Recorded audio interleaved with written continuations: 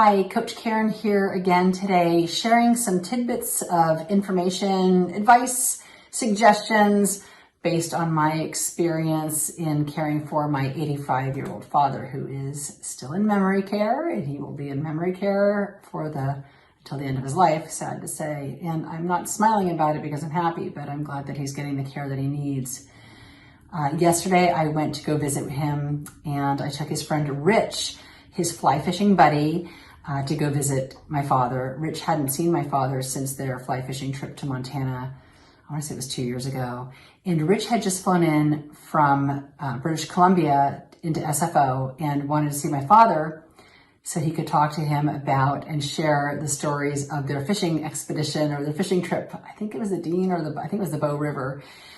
This was a trip that my father had been taking with these guys, Rich, his twin brother Ray, and 3 other guys with a guide. They had been doing this trip on the Bow River for 35 or 40 years. And my father's last trip there was in 2021. He just couldn't fly fish anymore. But I was telling Rich that it had been 7 years that I remember, like, he really enjoyed that trip. My father really enjoyed that trip to British Columbia. You know, my mother was in late stage days of cancer, and my father still had his memory. I mean, as much as I know, he still had his memory, and it seemed like it was like the best, and not the last trip, but the last memorable trip for him. For me, it was an entirely different memory. My mother had been declining. Unbeknownst to my brothers and me, she was terminal, and I kind of assumed that she was, but she needed to go to the ER. And I did have, I know that I was on the advanced directive, or there were advanced directives for her. I just didn't know where they were. I had to hunt for them because she didn't have them in any place that I would normally look. But I was able to find them, and I did take her into the ER, and I got her the help that she needed.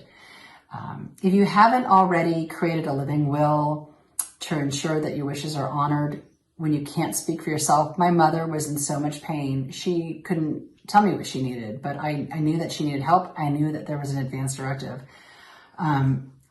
Just having that living will and having an advance directive allows you to communicate what your needs are when something like this happens. And, some of the documents that you need for a living will is proof of identity. That could be a driver's license, a birth certificate, a passport. You also need proof of address, and anything that is like a utility bill or a bank statement or a lease agreement or a mortgage statement can confirm your address.